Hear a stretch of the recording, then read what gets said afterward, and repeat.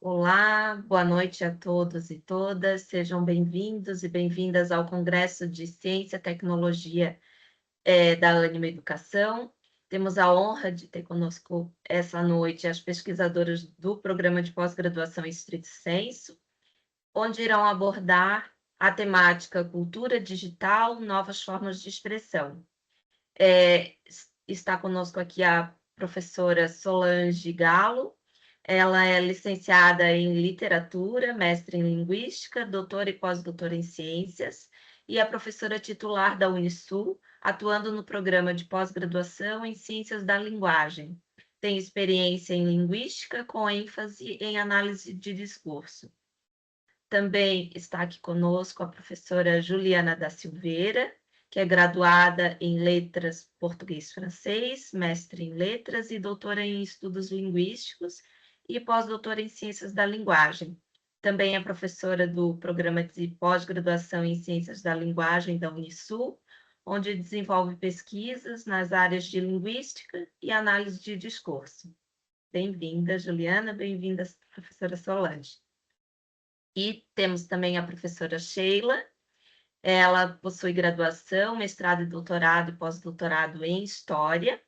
É bolsista Produtividade PQ2, do CNPq, e é professora do Programa de Pós-Graduação em Comunicação da Universidade Anhembi Morumbi, atuando na linha de pesquisa de processos midiáticos na cultura audiovisual. Sejam muito bem-vindas e fiquem à vontade com a fala da professora Solange. Obrigada, Thaís. Pessoal, boa noite a todos. Nós estamos falando aqui do sul do país, né? Estamos falando de Florianópolis, Palhoça, Campos Pedra Branca, Unisul. Trabalhamos então no estrito senso dos Ciências da Linguagem e nossa linha de pesquisa é análise do discurso, né? Como dito pela Thaís. Para falar em tecnologia, nós vamos falar em materialidade técnica da linguagem, né, que é nossa área, e vamos tentar entender, fazê-los entender junto conosco um pouco dessa configuração material da linguagem na nossa cultura. Então, hoje nós, por que partir por aí, né? Porque hoje nós estamos justamente convivendo com uma nova materialidade de linguagem, que é a materialidade digital, e que tem afetado completamente os nossos meios de produção e tudo mais. Produção não só de texto, mas produção de maneira geral do sentido. Que nos envolve em todas as áreas. Então, a gente trabalha a questão da tecnologia por essa via da linguagem e do discurso, ok? Então, a gente começa pensando na hegemonia da materialidade escrita, primeiramente, né? Quando ainda não conhecíamos o digital. Essa materialidade escrita, ela foi por séculos, né? Hegemônica e, portanto, como a gente não podia contrastar com nenhuma outra, porque só tinha essa, a gente não percebeu, né, com a relação entre a grafia e os processos de escritura, que não correspondem exatamente à grafia. Então, uma coisa é a materialidade técnica da linguagem, que nesse caso era a grafia, é a grafia. Outra coisa são as instituições e o poder social, político, histórico, que faz determinadas formas gráficas se legitimarem e outras não. Então, por exemplo, né, a fala e a grafia da população desassistida, né, da população que não fazia parte das elites brasileiras e nem do poder político brasileiro, poderiam até ser alfabetizadas, mas não chegavam a ter uma escrita legítima, porque para ter essa escrita legítima era necessário se inscrever institucionalmente, né? Então, a partir dessa concepção, né, eu desenvolvi em trabalhos anteriores o que eu chamei de forma discursiva de escrita, né? E pensei no seu poder de produzir um efeito específico, que eu chamei de efeito autor. Aí eu pude mostrar que não se trata exclusivamente de uma formulação como instância produtora desse efeito de autoria, não depende de formular corretamente, gramaticalmente correto, né? Você pode, assim, fazer um esforço muito grande para tornar alguma coisa correta do ponto de vista gramatical e tal, e mesmo assim, vai alguém sempre poder pôr a caneta lá e corrigir o que você está fazendo, porque você não tem legitimidade para dizer está fechado, eu vou publicar. Você tem que passar por instâncias legitimadoras dessa escrita para poder publicar nessa fase da hegemonia da escrita, né? Vocês podem pensar já de imediato que isso mudou completamente com as redes sociais, onde qualquer um pode escrever o que pensa, o que quer escrever, instantaneamente isso é publicado, sem passar por nenhuma curadoria, por nenhuma instância de legitimação, né? Diferente do que acontecia quando a hegemonia era da escrita e não do digital, né? Então, essa já é uma mudança muito importante, né?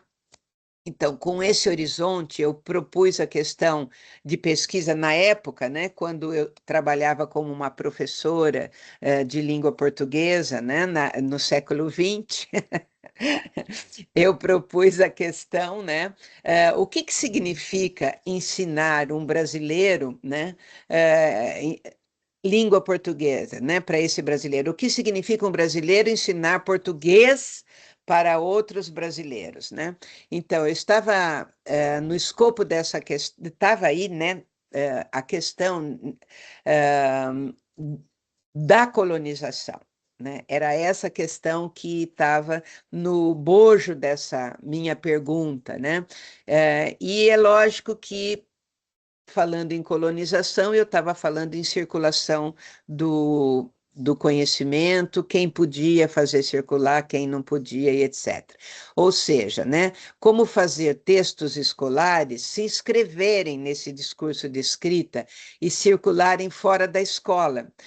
Como levar os alunos a articularem os seus textos em arquivos de um discurso de escrita e não só como arquivos grafados de um discurso de oralidade. Quer dizer, eu queria que o texto deles produzissem o efeito autor, né? Na época foi necessário toda uma prática pedagógica que envolvia a produção em um livro que foi publicado e que entrou em circulação e etc, etc, etc.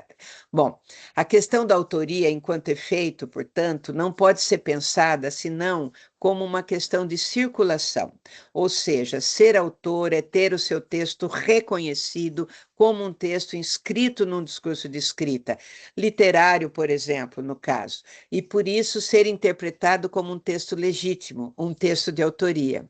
Então, esse reconhecimento é que produz o autor, e não a gramática, a sintaxe e essas instâncias mais formais do texto, né? Isso, claro, é uma adequação, satisfatória, né? Mas não é a condição pela qual o texto se legitima, né? Então, nessa perspectiva, podemos dizer que os colonizadores portugueses não tiveram êxito no seu trabalho de dominação no Brasil sem antes impor sua língua como oficial e, através dela, suas instituições e os seus discursos. Como já mostramos em outros trabalhos, a forma grafada dessa língua passou a corresponder a uma forma discursiva de poder, a forma dos discursos de escrita que eu estou chamando, né? Mesmo quando não mais grafados, porque daí já não importava mais. Encontramos aí uma materialidade concreta, língua portuguesa, inicialmente grafada, que ao circular de determinada forma em relação às instituições, passou a constituir arquivos legítimos da sociedade nascente a República, né, brasileira, e dessa forma processou-se a colonização. Hoje, trata-se de uma outra colonização.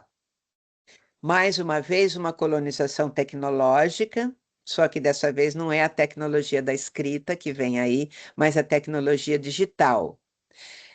E não é relativa aos colonizadores portugueses, mas à colonização das grandes corporações midiáticas.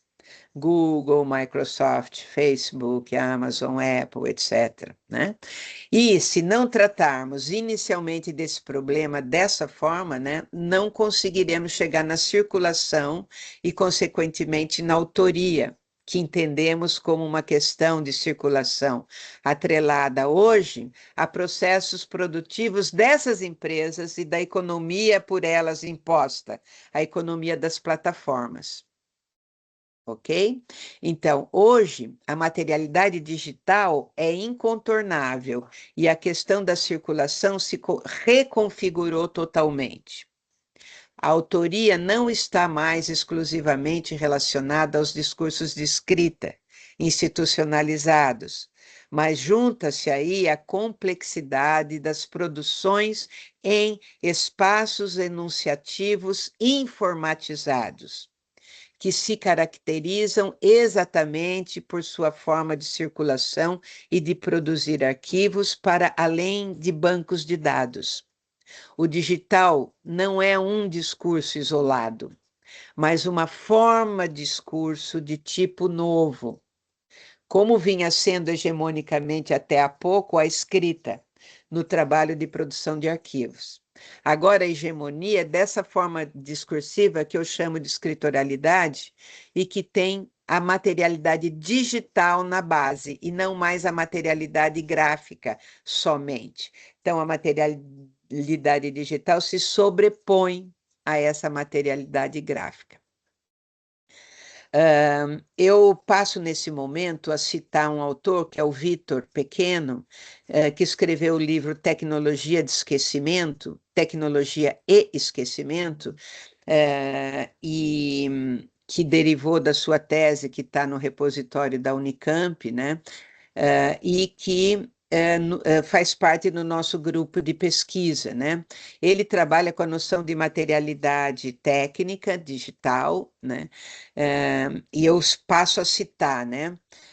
Bom, ele parte do pressuposto de que aquilo que no materialismo histórico é chamado de instituições, na leitura altusseriana, né, aparelhos ideológicos e repressivos de Estado, está relacionado com as formas materiais de produção e reprodução da vida humana e da diferença de classes. Então, trata-se daquele dispositivo, né, social, que é parte estrutural da forma que organizamos a vida, né? E que a gente pode resumir falando de instituição. Então, a escola, a família, a igreja, a ciência, o jurídico, o midiático, né? Então, pensando no processo de colonização, esse autor diz que é um autor, né, que é um processo, né, de violências transformadoras das experiências subjetivas, né? Na catequização, por exemplo, na constituição do sujeito jurídico brasileiro, né, em todas as suas contradições, né, está esse processo de colonização, né? Na organização do processo escolar, compreendemos a colonização como um trabalho concreto, né, sobre o corpo, sobre a vida e a morte. É um trabalho de aniquilação, de violência, mas é também um trabalho de constituição de novas formas de vida, de novas formas de subjetivação. Os dispositivos que organizam essas novas formas de subjetivação, nós chamamos, então, a partir desse modelo europeu, de instituição. Então, podemos defender aqui, portanto, que no limite é disso que estamos falando quando falamos de tecnologia digital. e como elas transformam a vida humana e as formas como se produz a divisão de classes no século XXI. Então, só para ilustrar, não é uma ilusão achar que todos somos iguais em termos políticos e em termos ideológicos quando estamos nas redes sociais, né? Esse é um efeito que essas redes produzem, né? Mas que não apaga definitivamente a divisão de classes. Na verdade, essa divisão está muito bem consolidada em quem é que, na medida em que divide, quem é que detém o meio de produção, nesse caso, né, os proprietários das grandes plataformas, e quem é que trabalha dentro delas, né, todos nós.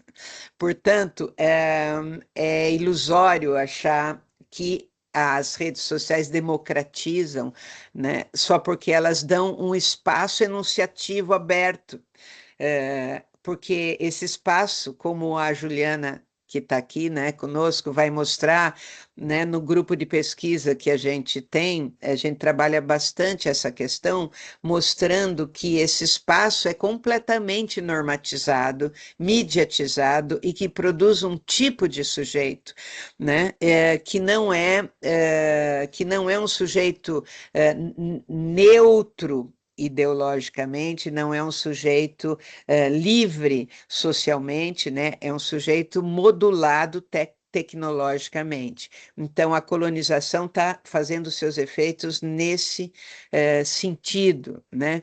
E através dessa tecnologia.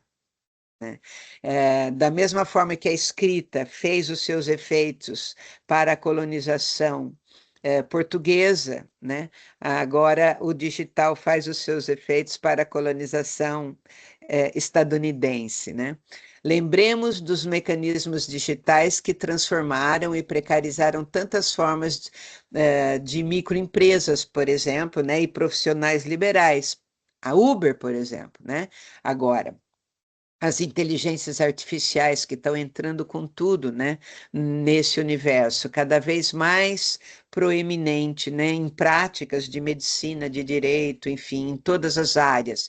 Isso sem contar a reorganização estrutural de quase toda a prática profissional, né? Eu estou pensando bastante na educação nesse momento, né?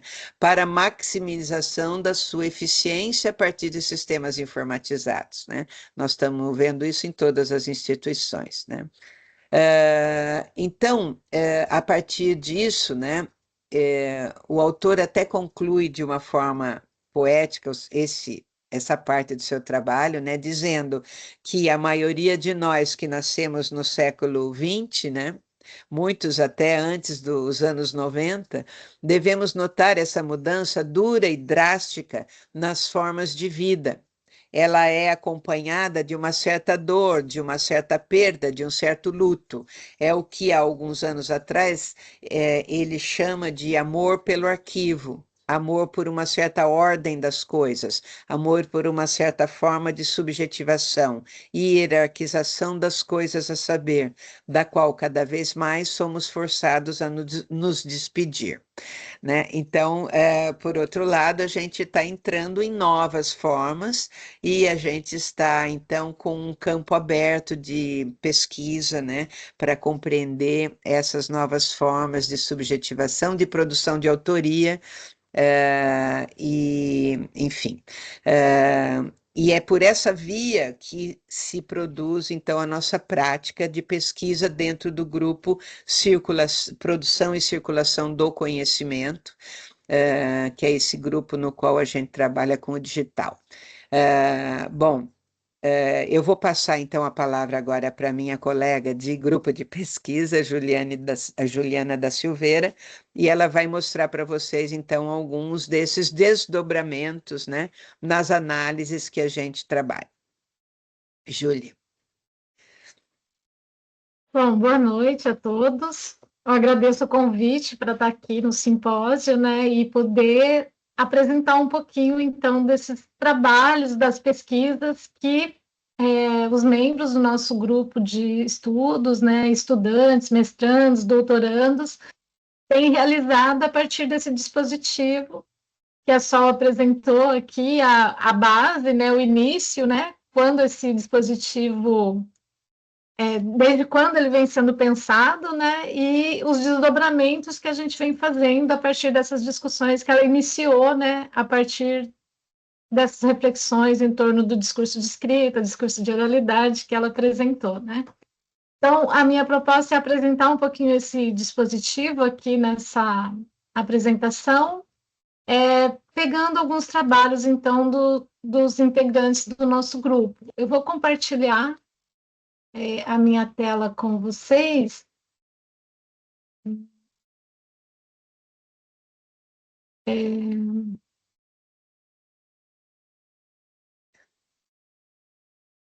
Vocês conseguem ver os meus slides? Sim, já começou, Julie, só não está em tela cheia. É que eu coloquei em PDF, eu acho que assim fica mais fácil para Ok. a gente visualizar, tá? Então, eu começo apresentando esse dispositivo, fazendo uma interlocução com o tema dessa mesa, né, que é a cultura digital, né? Então, como a gente pensa a cultura digital, né, a partir de tudo que a Solange apresentou, a partir da consideração de que nós estamos falando de um espaço dominante de circulação dos discursos na atualidade, né? Então, o digital como um espaço dominante da constituição, da formulação e da circulação dos discursos, e a partir dessa consideração, a gente vai pensar, então, quais são as transformações linguageiras recentes, né, que esse espaço impõe, né?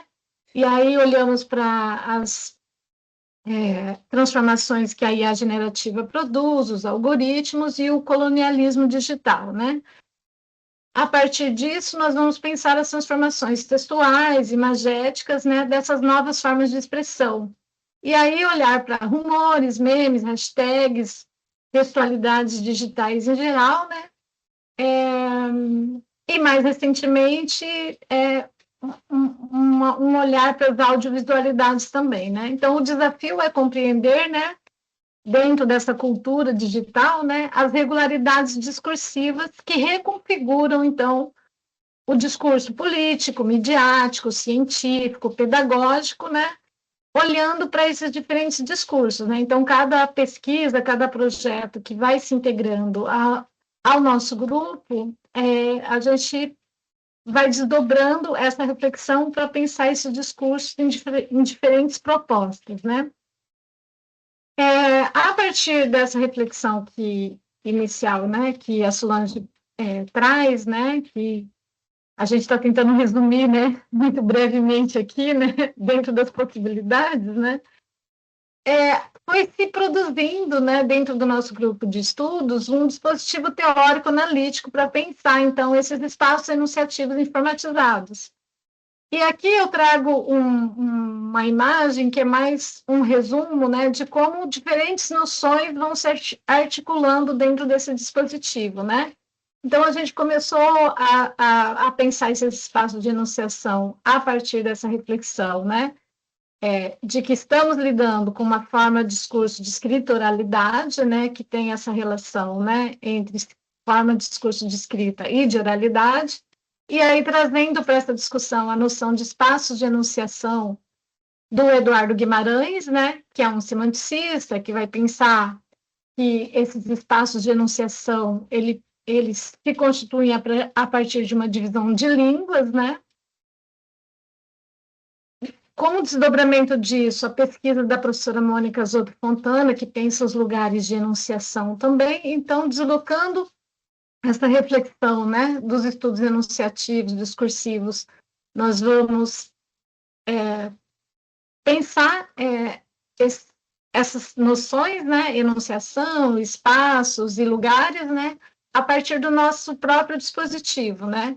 Então, e aí entra essa relação com o discurso de escrita e de escritoralidade, né?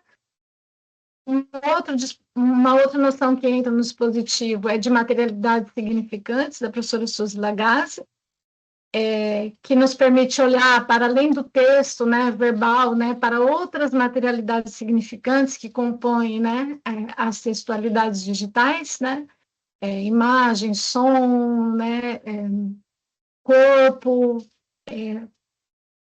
pensando isso como materialidades significantes.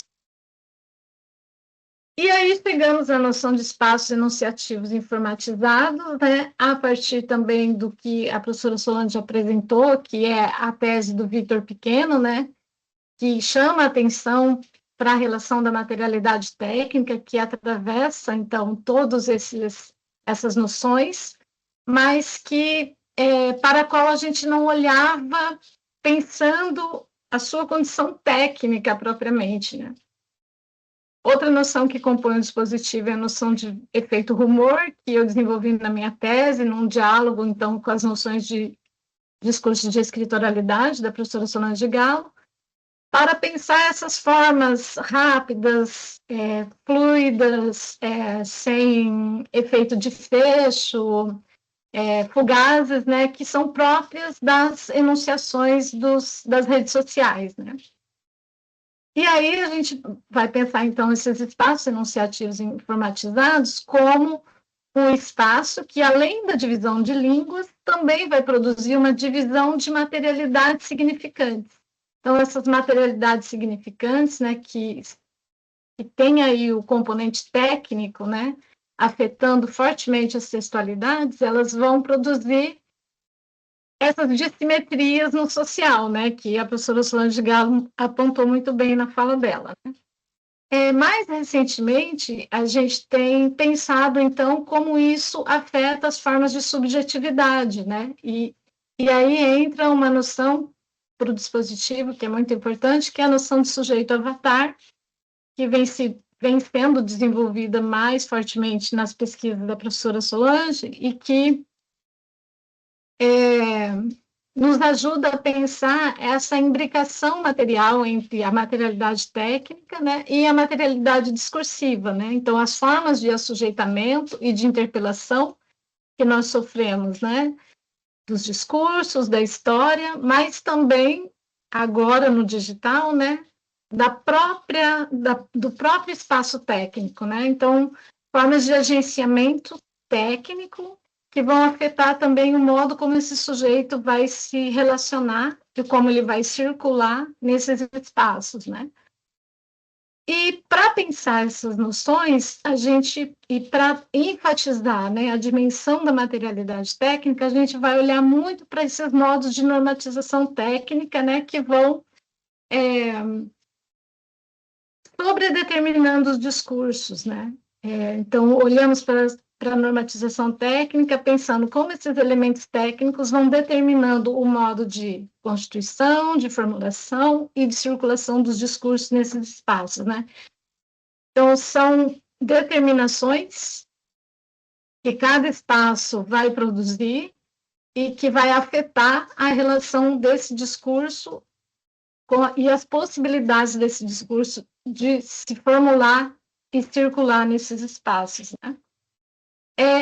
Para esse dispositivo ficar um pouco mais claro e o modo como nós mobilizamos em gestos de análise, eu fiz alguns recortes de trabalhos, então, de pesquisadores que fazem parte do nosso grupo de estudos, né?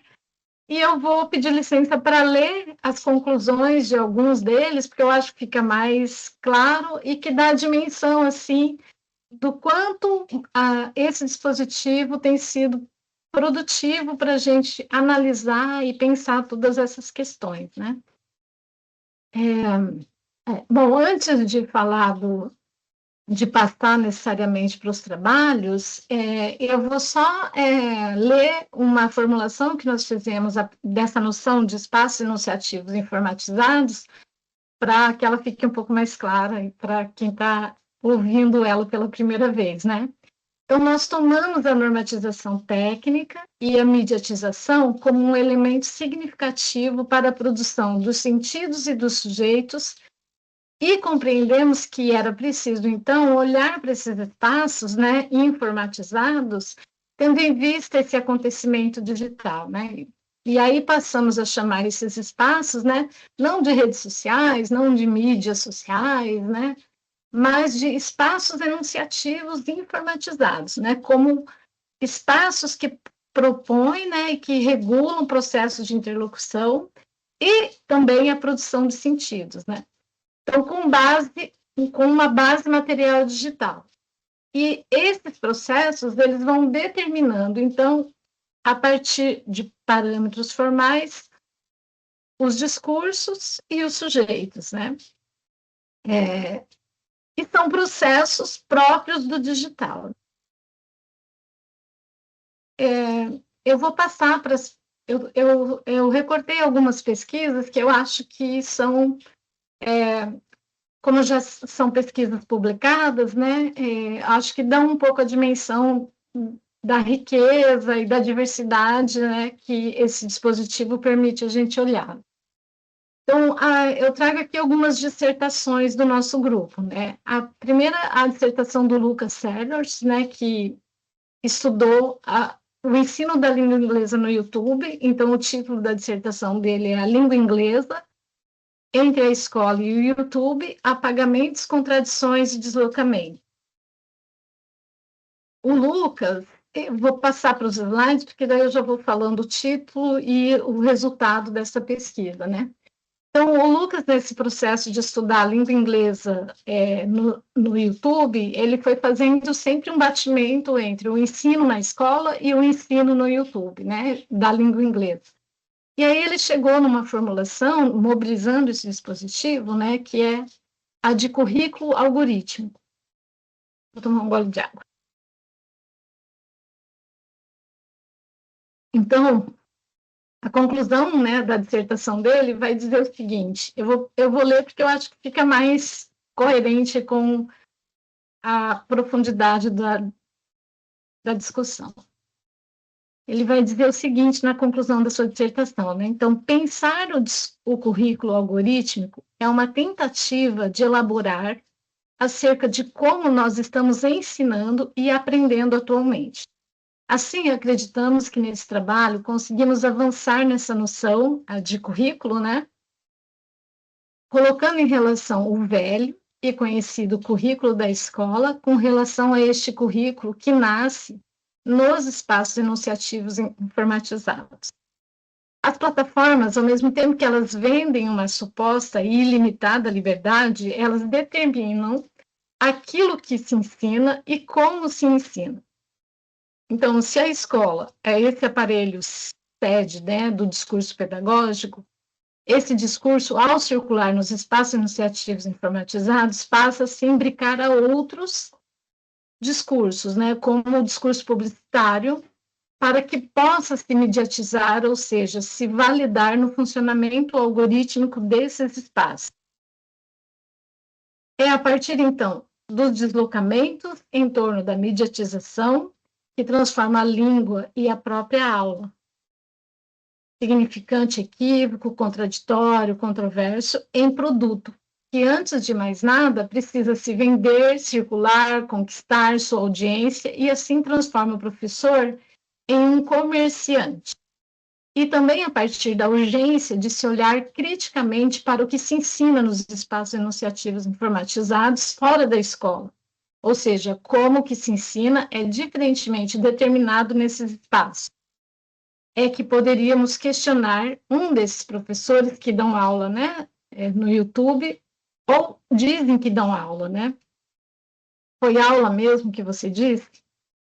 É só um trechinho, né, então, de como ele faz essa discussão e mobiliza esse dispositivo, né? Um outro trabalho é do Thomas Falcone, que também é uma dissertação de mestrado, que aqui vai fazer uma relação vai pensar o discurso jornalístico, né? Então, o título da dissertação do Thomas é Ninguém Morre em Média, a Covid-19 no Jornal Nacional e a Objetividade Impossível do Jornalismo de Dados.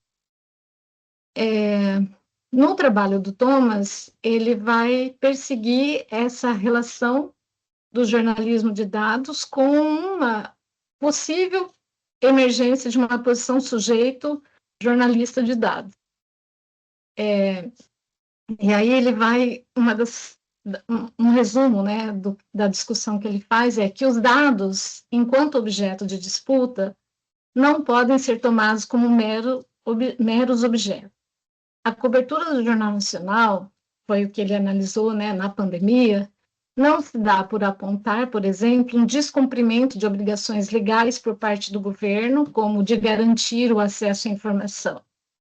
Ela se pauta na ausência de dados, como se dado e indivíduo coincidissem a ponto de a ausência de um ser a não notícia do outro. Então, apesar de o Jornal Nacional estar em uma mídia analógica, a discursividade dos dados ultrapassa as barreiras técnicas dos espaços informatizados e passa a fazer parte de outras discursividades.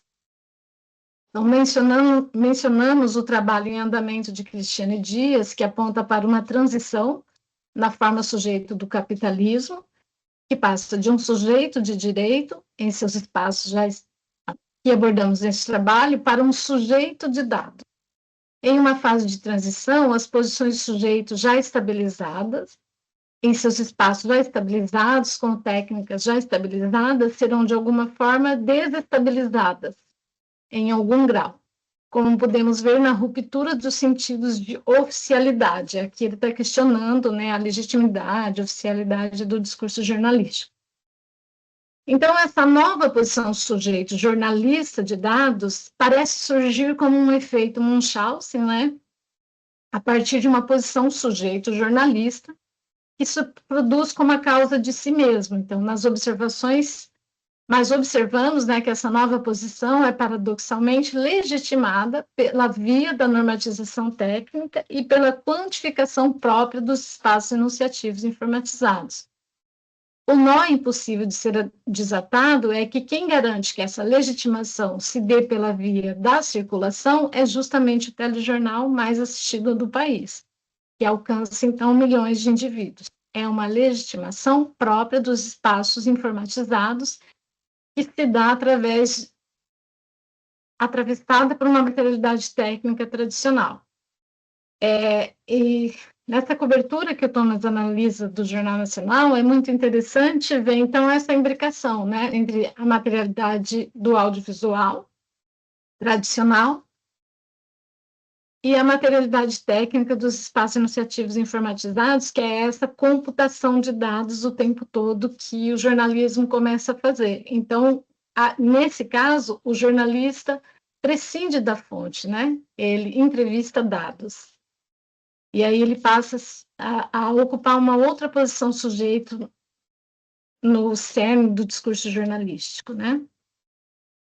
Uma outra pesquisa que também vai mobilizar esse dispositivo é a pesquisa da Thaís Teixeira, que vai pesquisar os editoriais da Folha de São Paulo no Instagram. Então, na pesquisa da Thaís, ela vai olhar, então, a partir desse dispositivo, vai pensar o editorial, né? Como o Instagram, como a Folha de São Paulo no Instagram vai construir uma outra relação com esse gênero jornalístico, né? Que é o editorial.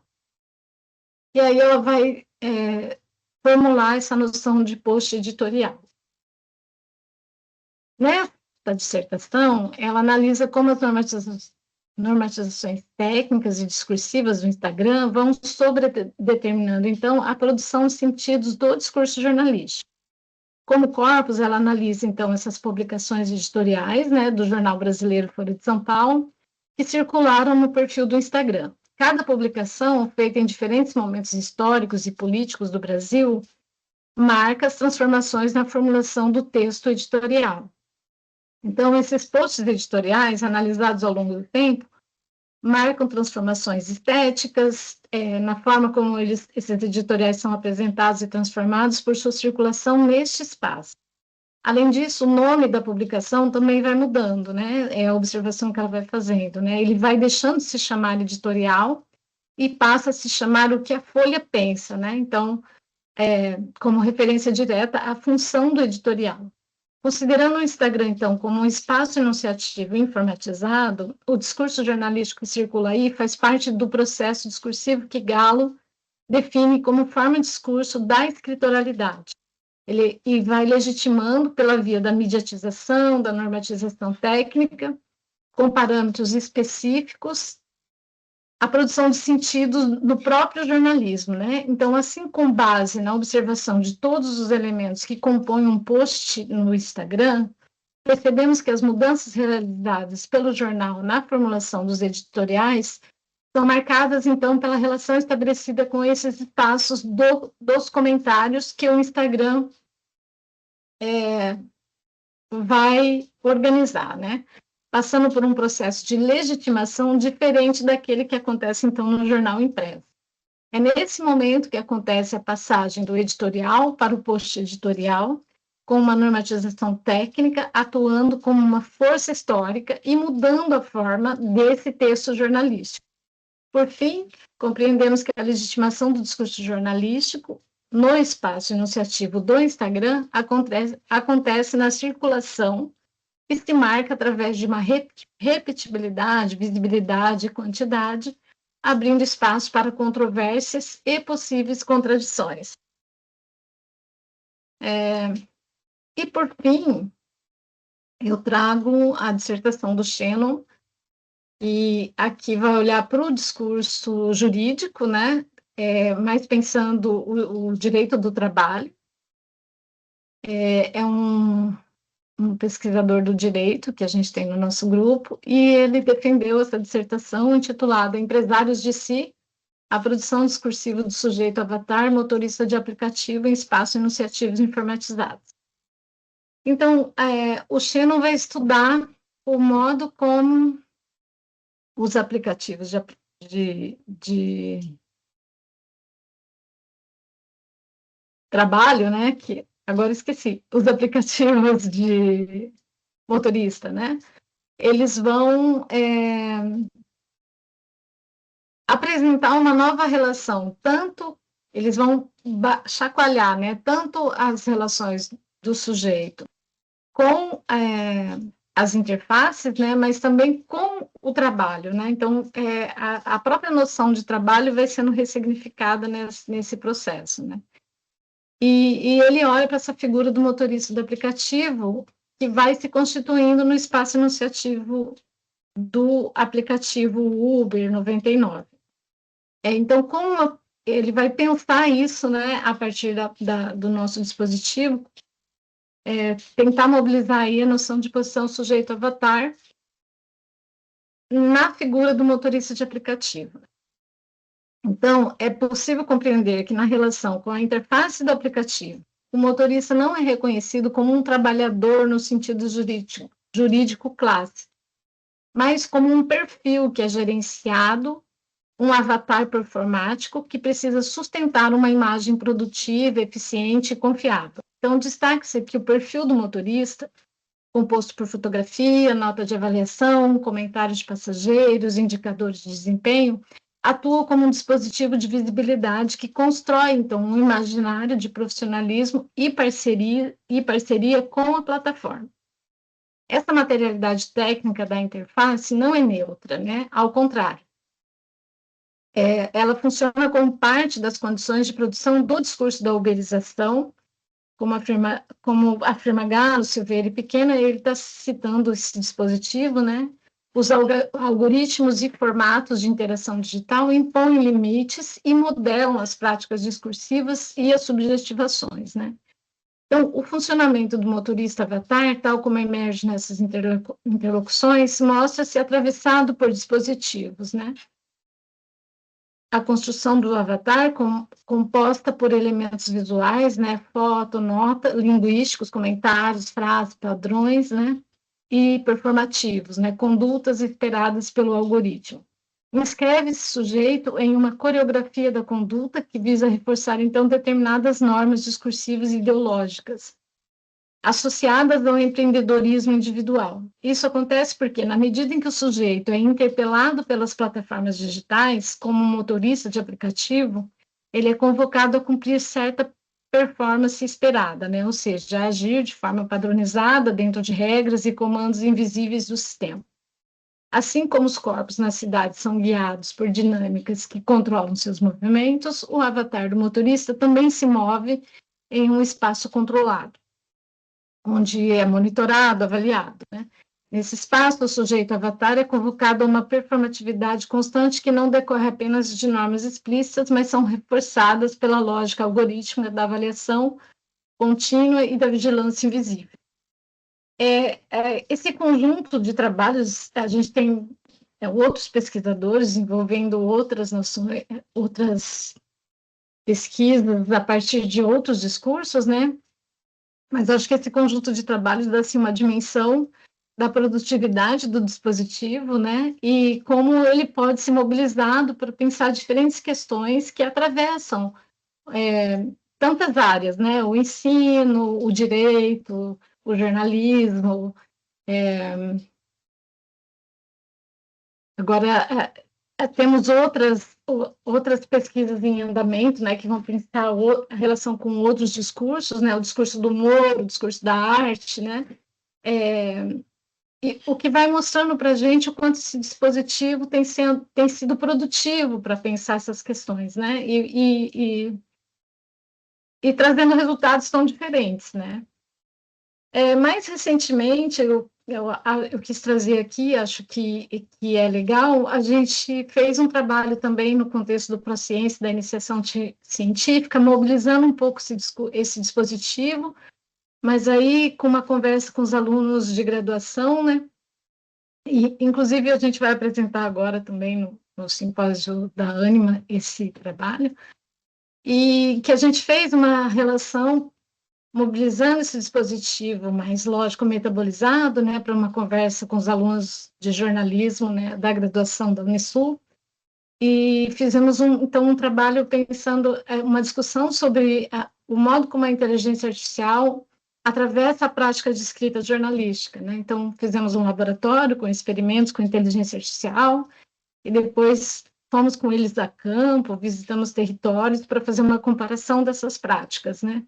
Então, foi um resultado bastante interessante também.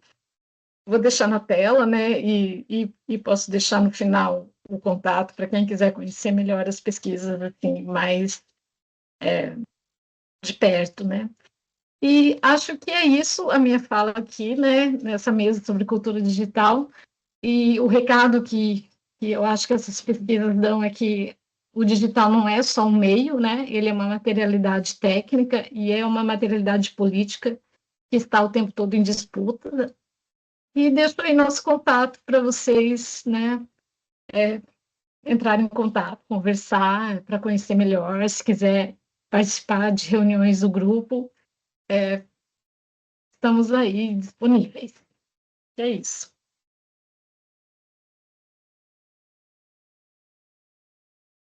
Obrigada, Ju. Isso, só precisa tirar o compartilhamento da tua tela, Ju, que ainda está compartilhando. Obrigada. Então, professora Sheila, fica à vontade, então. Pois não. Boa noite a todos e todas. Eu agradeço muito o convite de estar aqui apresentando o meu trabalho. Eu pertenço ao programa de pós-graduação em comunicação da Universidade Anhembi, Morumbi, aqui em São Paulo, e pertenço ao grupo de pesquisa CNPq, os impactos do streaming no audiovisual brasileiro, e também na universidade, né, com o cinema brasileiro na ordem audiovisual, com o streaming e as suas consequências na produção, no trabalho e nos produtos.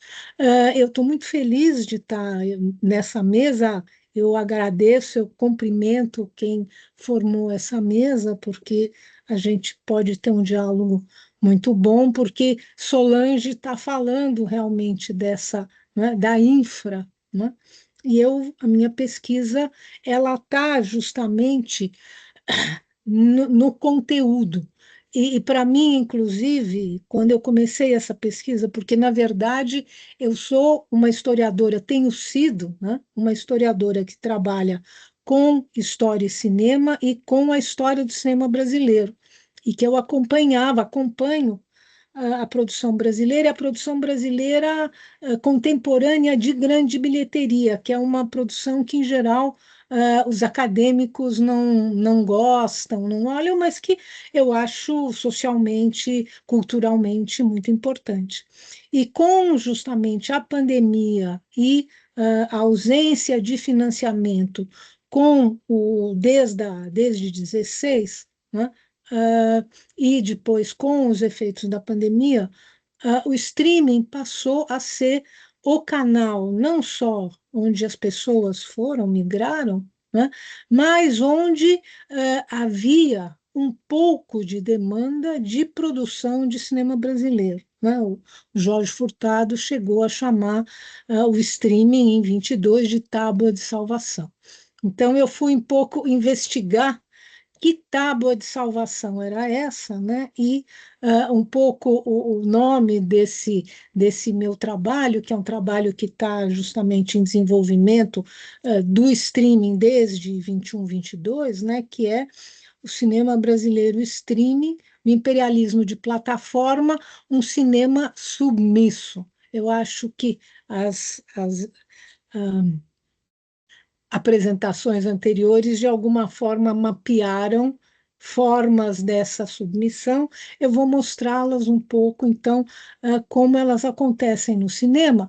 E aqui, no caso, eu vou falar um pouco vou agregar, né, esse conceito de imperialismo de plataforma, né, que é desse coreano, que é o Dao Jin, justamente porque a Coreia tem, não é, uma entrada muito expressiva da Netflix. Né? Eles tinham um cinema forte em desenvolvimento com a ajuda do Estado e a Netflix veio, surfou e puxou para eles. Bom, eu botei esse mapa aqui entrando porque vocês sabem, né? E agora eu estou sempre no software, né? Quando as colegas apresentaram o hardware, né? Vocês sabem que as plataformas elas não pagam imposto, elas se dizem extraterritoriais, né? E por isso elas podem ser desreguladas, não é? O princípio delas é a desregulação, justamente para não reconhecer direito autoral, não reconhece direito do trabalho. Então eu boto esse pequeno mapa para vocês verem como, né, aqui estão os cabos submarinos das plataformas, não é, para a gente ver como existe, sim, não é, uma territorialidade. Né? Então, só para, né, uma pequena brincadeira, né, que extraterritorialidade é essa. Começo um pouco com essa imagem, todo mundo já abriu, né, abre constantemente as suas janelas, né, e sabe que o cinema brasileiro, e aí eu falo de cinema brasileiro, não de série, embora o fato de ter série não muda, né, o que é uma página inicial de uma plataforma. Né? A gente tem uma colonização cultural no cinema brasileiro, a gente chama, né, eu vou usar aqui os termos do Paulo Emílio Celles Gomes, a gente fala em uma ocupação, né, das salas e das mentes, né, basicamente bem organizada. Né? Em 1925, nós já éramos o quinto país né, em entrada né, do cinema americano. Esse tipo, não é, de ocupação ele só persiste. Não é? E agora nós Professora, estamos perdão, justamente. professora, perdão, lhe interromper. Não está no modo tela cheia, se a professora conseguir ampliar um pouquinho. É que aí eu não vejo vocês, mas tudo bem. Então tá. Não, tranquilo. Eu fiz um pouco como a Juliana estava Tá. fazendo, mas quando eu for passar filme, se der, eu, eu abro. Mas tudo Então bem, eu tá. posso ir para cá e qualquer coisa vocês me avisam, tá bom?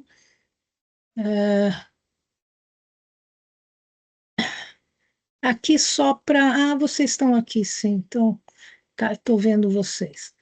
Só para lembrar, não é? E nós estamos agora justamente num momento de batalha de regulação, né? E depois eu falo um pouquinho disso. De toda forma, eu uso aqui, então, o Dao Yongjin, né? Que trabalha com essa penetração a partir também da colonização e do capitalismo, né? E ele então fala de entender o lugar que a cultura, a produção cultural e os filmes de streaming, não é entretenimento, tem na constituição do político como ela é entendida. Né? Então, aqui, aquela coisa, né? É uma extraterritorial, over the top, né? Isso que eu queria chamar a atenção, não é que é da natureza do meio e do negócio, né? Está acima das restrições e controles nacionais. É da natureza do negócio ser desregulado ou induzir a desregulação, como ele fez, não é? Nós estamos com a Globo, vocês sabem que a Globo ficou meio desmoronada, vamos falar assim, justamente porque entrou, não é, uma estrutura de negócio muito diferente que mudou todo o broadcast brasileiro. Né? Então, over the top diz respeito prioritariamente à tecnologia de transmissão, mas ela é uma forma de domínio, como a gente está vendo. Né?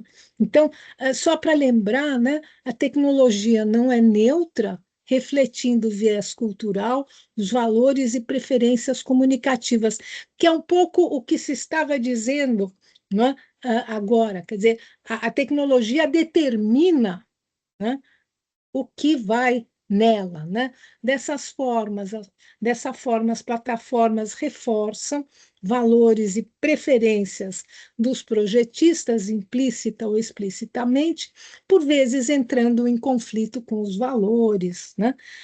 Elas surgem não apenas indicando uma forma computacional funcional, mas valores culturais embutidos. Acho que nós estamos indo, né? Então, ela vai de par, né? E aí ela conforma, né, isso que o Jin chama, então, de imperialismo de plataforma, a forma contemporânea, né, de exploração capitalista e mineração de dados. Né?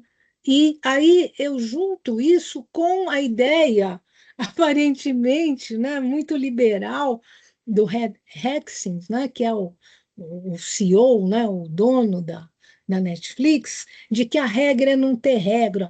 Não é? Ele diz, não, nós entramos, respeitamos. A regra não ter regra é a regra do capital, que não quer, né, qualquer tipo de intromissão, qualquer tipo justamente de regulação. Né? E aí, justamente, é uma relação assimétrica, né, entre, né, os Estados Unidos e os países em desenvolvimento, não é? Por trocas tecnológicas desiguais e, portanto, fluxos de capital, né, que implica uma dominação tecnológica, não é, das empresas dos Estados Unidos. Acho que a gente está falando disso aqui.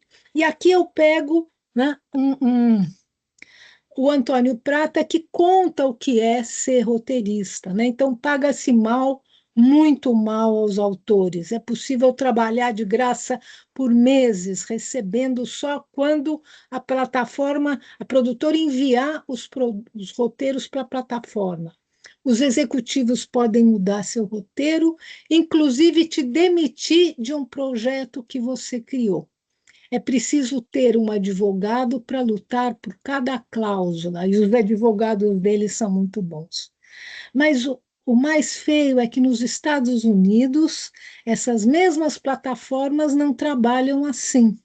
Os roteiristas americanos têm um sindicato forte e eficiente.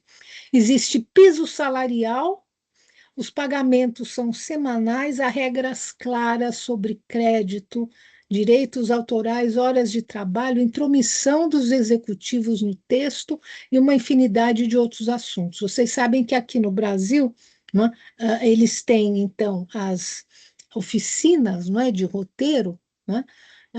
O roteiro fica pronto, ele é imediatamente traduzido e vai para a matriz, e é só lá, não é, que ele vai, então, ser aprovado, né? O roteirista que está no mercado brasileiro precisa pegar 2, 3 séries ao mesmo tempo para se sustentar, sem nenhuma garantia do seu trabalho será respeitado. Não é à toa que em mais de uma década de streaming a gente não tenha produzido quase nada que preste, né?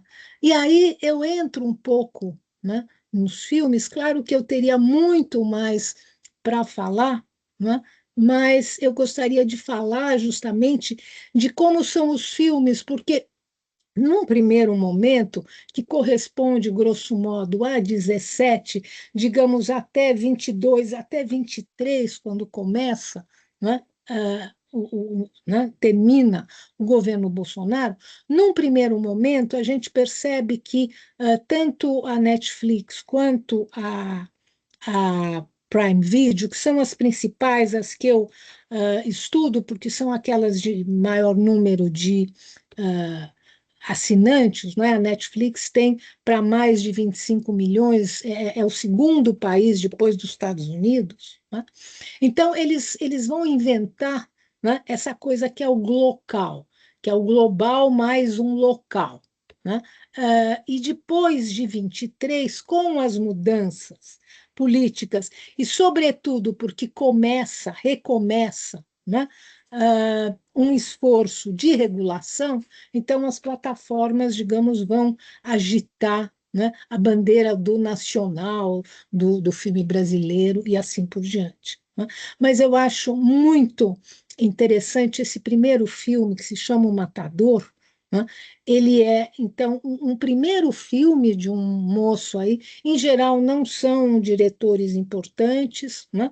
Uh, a Netflix, ela terceiriza pequenas produtoras que alocam o trabalho dos profissionais brasileiros, e para vocês terem uma ideia, para não também pagar, não é, a Condecine, os impostos que devem ser pagos para quem faz audiovisual, eles não pedem o atestado Nancine, o documento que prova que são produções brasileiras. Então, essas produções, você vê nas listas da Ancine, elas estão com ND, não é? Não tem uma identificação, né, de localização, para ter ideia um pouco da distorção e da colonização aí de que já começou a falar Solange e, né, todos os estudos que aparecem. Então, aqui eu só mostro para vocês essa ceninha.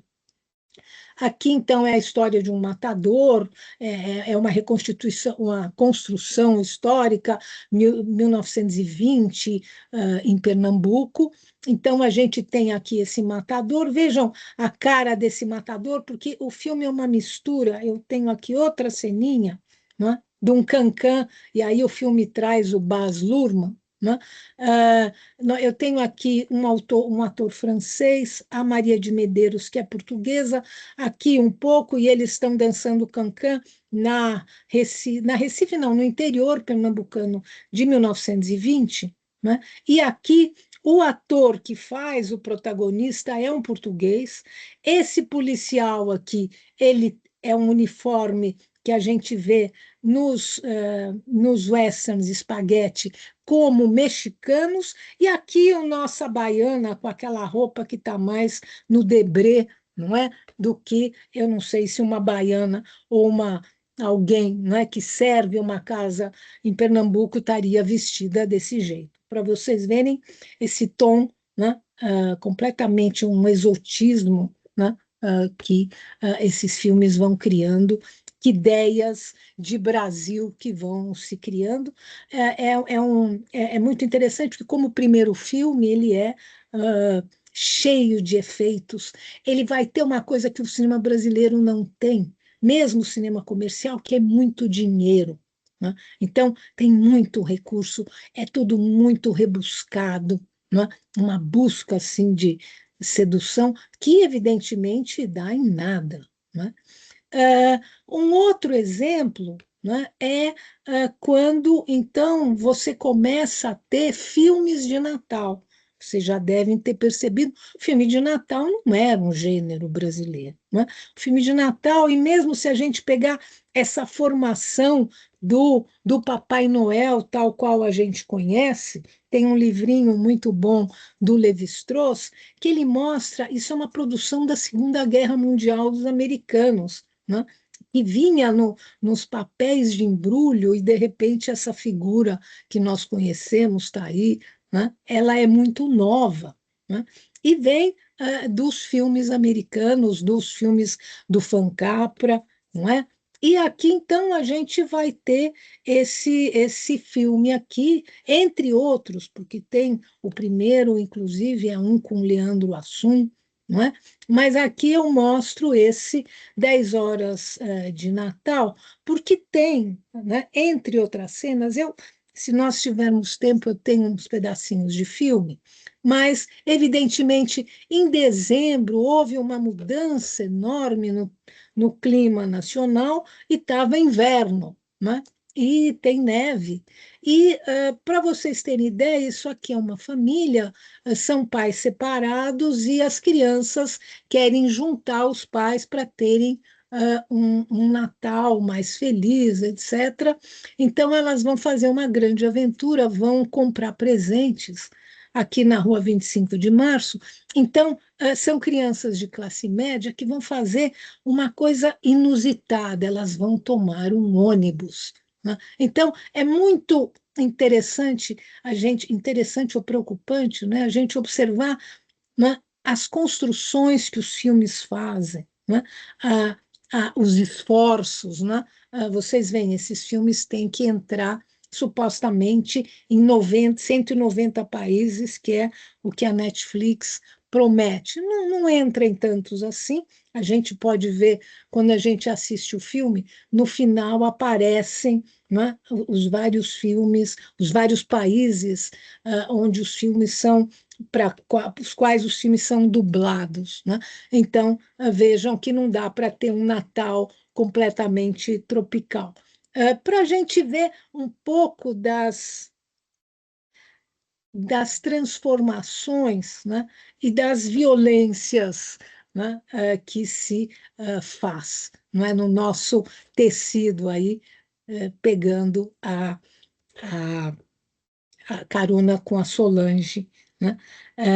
E tudo aquilo que ela trouxe. Aqui é um outro filme que eu gosto muito, tudo isso está na Netflix, gente. O Ricos de Amor é muito interessante.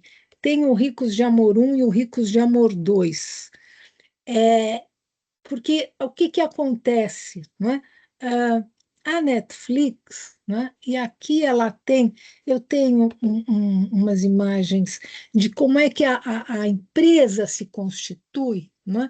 Tem toda uma preocupação com inclusão, com não é? Inclusão racial, inclusão de gênero, não é?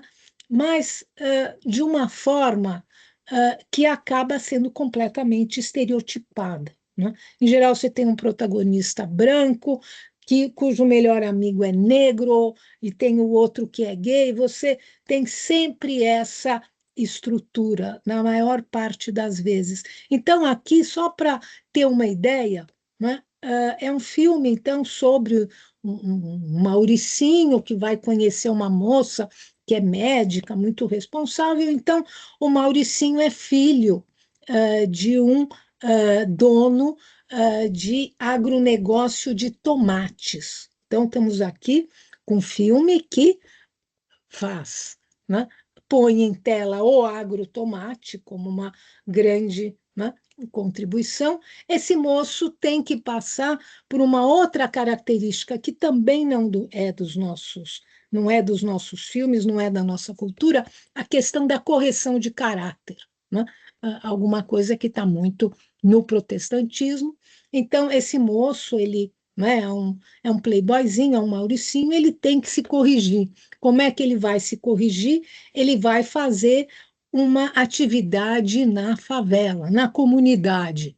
Então, o que que vai acontecer? Ele vai tornar a favela produtiva e vai fazer, então, que nas lajes, né? As lajes são aquele lugar, né, em cima das casas, onde, eh, onde se faz, né, os bailes, onde tem, né, o funk. Mas agora nós vamos ter as lajes produtivas com o tomate, né, do agronegócio. E esse filme terá feito sucesso porque em 23 nós vamos levar esses tomates para a Amazônia.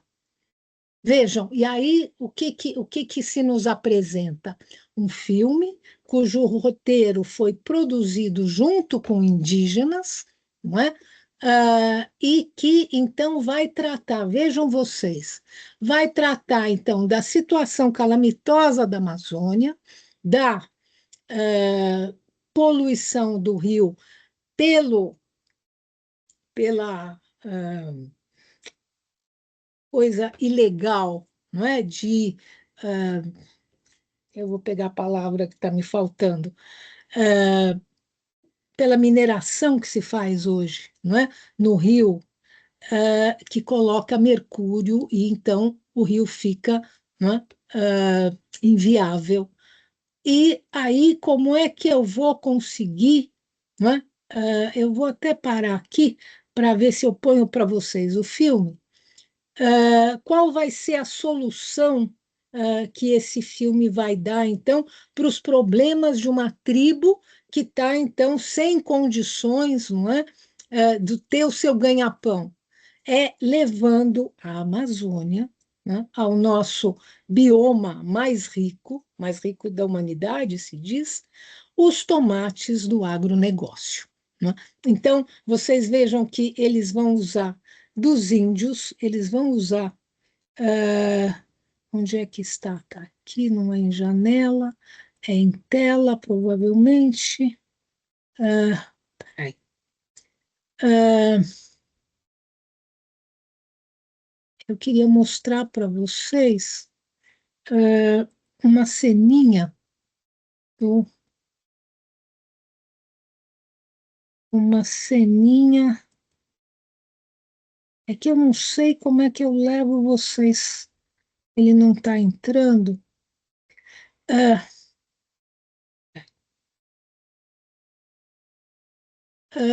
bom, eu vou mostrar. Eu não estou conseguindo achar aqui. Eu vou mostrar para vocês só um pouquinho aqui. Então, a imagem, esse aí é o nosso, o Mauricinho transformado.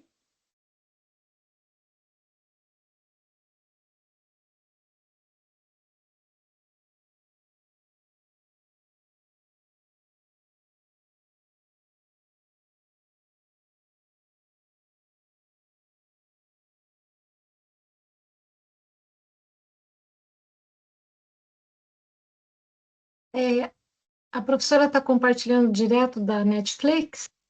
Não está passando?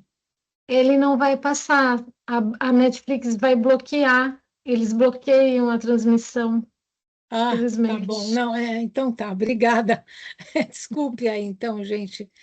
Eu até fiquei selecionando, porque teve É, outra vez que eu consegui fotografar e ripar e tal, dessa vez, então não dá para passar, ele mas, não.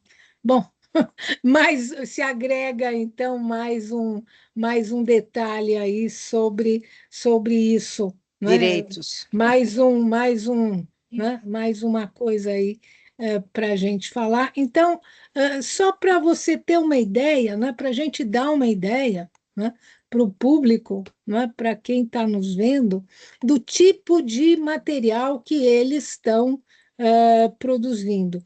Eu tenho aqui algumas conclusões, eu não sei se eu tenho bastante tempo, eu vou falar aqui sobre os filmes, né, e se der tempo, eu gostaria de falar do que é hoje, né, por conta justamente da batalha da regulação. Né? Mas, em primeiro lugar, né, estendendo uma característica que eles fazem de si, né, há uma preocupação, então, woke, né, de estar acordado, atento às políticas sociais, ao politicamente correto, com as interseccionalidades, a igualdade racial, que, do jeito que é praticado, né, ele faz parte do neoliberalismo progressista de que fala Nancy Fraser, né, que é o quê? Eu mostro, eu dou um pouco desse, né, mostro preocupação exterior, com esses direitos de identidade, de reconhecimento, mas eu não, né, não tenho o contrapeso de medidas sociais, né? Então, por isso que eu falo de woke, que é uma coisa para mostrar, né? Tokenizado, né? É um cenário. Né? Assim, os filmes seguem estritamente um padrão de diversidade na composição dos protagonistas. Claro que isso é muito importante. Isso é muito importante no cinema brasileiro. É importante ter negros em outras posições que não aquelas em que o cinema brasileiro havia colocado, embora isso tenha, já tenha mudado, sobretudo nos últimos anos, sobretudo depois das cotas, da entrada dos negros na universidade, dos negros e pobres na universidade de condição social, escola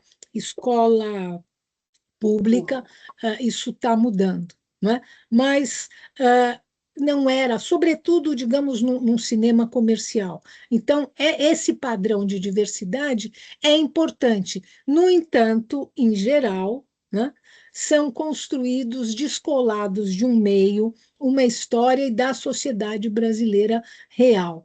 Né? São filmes, eu posso.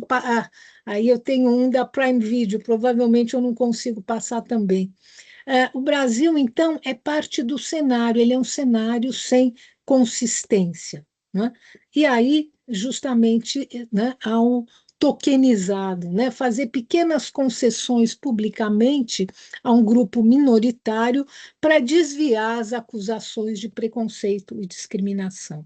Então, a identidade, conforme é vista na atualidade, é da esfera individual, diz respeito a indivíduos, não da sociedade. Né? Então, aí, os filmes são colonizados, remetendo ao conceito de imperialismo de plataforma, pela ética protestante e pelos ideais liberais de inclusão identitária, não efetiva inclusão social. Não se trata mais de mimetizar, ao contrário, ou parodiar o cinema hegemônico, como o cinema brasileiro fez ao longo da sua história, ainda faz também. Né? Trata-se de fazer o cinema brasileiro como se fosse esse cinema, então, americano, um cinema hegemônico, com os paradigmas americanos. Direto, né? Isso entra. O que eu quero marcar aqui é uma coisa a gente imita e parodia, outra coisa é entrar na carne, né? No roteiro, né? Desses filmes, né? Na concepção, na visão de mundo. Os roteiros, quando saem das salas de roteiro, vão para a matriz. O que acrescenta isso ao cinema brasileiro? Imagens de uma submissão cultural. Se eu tiver um pouquinho mais de tempo, eu queria só falar um pouco agora da questão candente agora da regulação e que a Netflix é muito interessante. Desde 24, ela tem feito gestos que correspondem a uma política que ela já aplicou em outros países do sul global, México, Espanha, que é o quê? Fazer alianças com órgãos oficiais, as instituições, não é? De que falávamos. Então, dá dinheiro para a Cinemateca, faz convênio com o Ministério do Turismo, eles mostram o Brasil o tempo todo, não precisa fazer isso, não é? E outras ações de forma a diminuir, né? Ver se os profissionais não reclamam tanto e diminui a regulação, de tal forma que o pedido inicial de regulação era de 12%, que se pagasse, né? 12% né, de imposto e do Condecine. E nós estamos agora fechando, né, já foi aprovado na Câmara, uma proposta de 4%. Mundialmente é a menor, né, o que é extremamente triste. Enfim, é um pouco disso que eu queria trazer para vocês. Muito obrigada. Muito bom. Obrigada, professora Sheila. Sol e Juliana, fiquem à vontade se quiserem comentar algo mais, fazer alguma outra fala de encerramento, fiquem bem à vontade. Eu gostaria de falar um minutinho, vocês estão me ouvindo? Uhum. Com a Sheila, né? Sheila, que interessante como a gente não combina, mas combina, claro, porque Muito estamos bom. olhando para um objeto muito parecido, né? Que é a economia de plataforma nos seus desdobramentos, né? Então, não precisa combinar para combinar as conclusões, né, Sheila? Porque evidentemente que elas vão para a mesma direção. Mas eu fiquei com uma dúvida, Sheila, porque no caso do cinema, né, nós sabemos que a colonização estadunidense a partir do audiovisual não é nova, né? É, a gente sabe que foi esse o processo, justamente a partir da Segunda Guerra, foi esse o processo de entrada da economia. Na época era multinacional e agora é globalizada, mas enfim, é essa economia que vem de lá, um processo de colonização cultural Uhum, através do audiovisual. uhum, Então, eu só perguntaria assim, né? Os pontos que você levantaria como diferentes, no caso da economia de plataforma, na relação com o audiovisual, enquanto processo, de colonização cultural, né? A gente já tinha isso de uma certa forma e a gente continua tendo, mas você não enfatizou os filmes, 99% dos filmes que estão na plataforma, que são americanos, né? Enfim, e que, portanto, silenciam, só pela presença, silenciam todo o resto, né? uhum. Você enfatizou o cinema brasileiro, a presença do cinema brasileiro, mas a gente sabe que ela é mínima, né? Como você apresentou nos números e tal. Então, essa colonização que já estava presente, né, enquanto colonização pela via do audiovisual estadunidense, que diferença ela faz hoje na tecnologia digital e na economia de plataforma, né? Quer dizer, no que mais a gente está sendo afetado, Bom, a gente além está do que sendo já vinha sendo. minerado. A gente está Ah, sendo sim, minerado em primeiro pronto. lugar, Isso, certo? isso, A isso, gente, isso. não que, digamos, não houvesse pela propaganda, por tudo aquilo, né? Mas agora, né? Até era uma notícia off the records, porque eu tenho uma orientanda que defendeu, inclusive, agora sobre sobre a queda da Globo, por exemplo, né? Você quer uma das consequências. A gente estava na banca dela pensando, meu Deus, a nossa alfabetização, né, audiovisual é a da Globo, e a Globo Isso. está perdendo seu domínio, né? Isso, Quer dizer, como instituição nacional, como uma todas. instituição nacional, Uhum. por exemplo, dona da brasilidade. Quando vem a TV a cabo, não é? A Globo solta isso, né? Que nós somos, etc., para enfatizar isso. Não é? Isso. E agora, porque aí tem, claro que eu não posso falar de tudo, mas, por exemplo, as plataformas, elas estão agora entrando nos ramos da TV. Então, ela faz novela, né? Faz Uhum. novela com os autores e atores brasileiros, etc. Sim, Né? sim, sim. E aí, o que eu queria dizer também, né? Ah, essa educação, tudo isso de que você falou, essa economia, né? Global, Isso. no caso dos filmes, você assistia o filme americano. Agora, o que eu sinto é tá na nossa, quer dizer, no nosso filme que nós fazemos diretamente, né? Tá aí, né? Com Entendo. produtoras brasileiras que, né, são, em geral, diretores, não, sem expressão, né? São Entendo. filmes inexpressivos. Faltou eu falar uma coisa importante quando eu estava falando dessa busca, não é, de baixar a regulação, né? E também como uma diferenciação de produto, eles contrataram a Filmes de Plástico. É o diretor do Marte 1, que fez aquele filme Marte 1, eu não sei se vocês conhecem, mas é um filme muito importante de um grupo de diretores negros, que inclusive o Gabriel estudou na UNA, né, aqui do ecossistema. Né? Então, eles são negros. Então, a Netflix contratou um filme com eles, né? Que a gente, com uma colega, até fizemos um artigo sobre isso. São polos opostos que se juntaram, o que isso vai dar?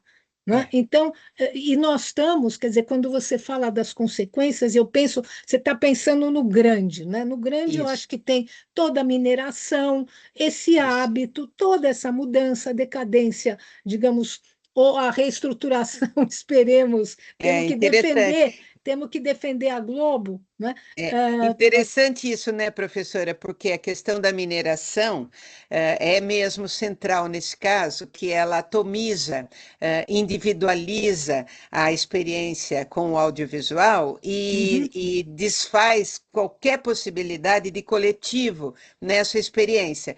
Quando antes se podia ir, pelo menos, ao cinema coletivamente, quer dizer, eu usufruir coletivamente de uma experiência audiovisual que pudesse dar algum senso de político, né, do uhum, político para a sociedade brasileira, ainda que o filme fosse americano, né, poderia haver uma, uhum, vamos dizer uhum. assim, um olhar coletivo para aquilo. Hoje, por causa da mineração, cada um recebe o seu filme e faz a sua experiência, né, vive a sua experiência audiovisual de forma atomizada, isolada, sem qualquer possibilidade de articulação política em relação a essa experiência, né? Então, de fato, a mineração está no coração aí do que vai se tornar essa relação colonizadora, né? Que se vale da estratégia da individuação, né? Portanto, do não coletivo, do não político, né? Justamente, eu acho que Dessa você pegou. aparência, desse vazio. Isso. Mas, ao Uhum. mesmo tempo, por exemplo, quando eu falo da filme de plástico, tem, quer dizer, essa é uma produtora muito respeitável, prêmios em Cannes, coisas assim, por isso até que deve ter sido escolhida. Mas você percebe porque para onde também o cinema brasileiro vai, né? Porque, por um lado, você tem a plataforma imitando as formas da TV, trazendo para a plataforma, né? E a gente sabe que muita gente, os jovens, não tem mais televisão. Não é? Isso, Eles têm assinatura, eles têm, não é? Eu pego isso, pelo Globoplay, etc. isso, Não é? isso, O isso. cinema brasileiro, para ele ter tela, exibição, a gente está aqui com um agente secreto, que tem 700 salas. Mas um outro filme dessa produtora tinha 2 horários em cinemas aqui em São Paulo, por exemplo. Quer dizer, é brutal. Sim. Então, justamente, eles estão indo para a Netflix também pela expectativa de ter um encontro com a plateia brasileira, né? É, Quer é dizer, são... incrível, né, professora? A gente estava falando em sala essa semana, né? Nós que reclamamos, num certo momento, das ações do Estado, né, da ação do Estado sobre as nossas liberdades, vamos dizer, né, de produção, de criatividade e tal, hoje a gente tem que brigar pela última fronteira fronteira, que é a nossa fronteira do Estado, da nossa legislação, né, que se sobressaia sobre a legislação, essa não legislação global, né, e das nossas instituições como a Globo, por exemplo, né, que de tanto a gente reclamou da Globo, hoje a gente está achando ótimo, né, manter alguma coisa ainda de uma cultura da Globo brasileira. É o reconhecimento da perda da hegemonia nacional. É impressionante. Né? Tem um termo justamente que colegas lá da Mostra Tiradentes fizeram, da soberania imaginativa. Isso, soberania imaginativa. Isso. De repente a gente vê nas nossas novelas, né, um valor que se transformou completamente nesses últimos 10 anos, né? Um efeito de sentido completamente diferente, né? Porque a gente não tem conversão de Mauricinho, a gente tinha malandragem, né? Goste-se ou não, seja correto ou não, não é? Temos livros de antropologia que falam da malandragem, não é? Desse jeitinho, o jeitinho brasileiro. Exatamente. Né? Muito interessante. Né? Professora, nós podemos escrever um artigo juntos, que seria Globo versus Global. Muito bom, professora. Está marcado. Vamos fazer isso. Já tá isso. Muito bom, muito bom. Muito bom, né, Thaís? Muito bom. Muito interessante. Eu fiquei ao mesmo tempo, só para falar também da minha parte com a Juliana, né? Eu fiquei olhando, falei, nossa senhora, porque quanta coisa boa, né? E tem, né? Vocês têm o aparato metodológico, né?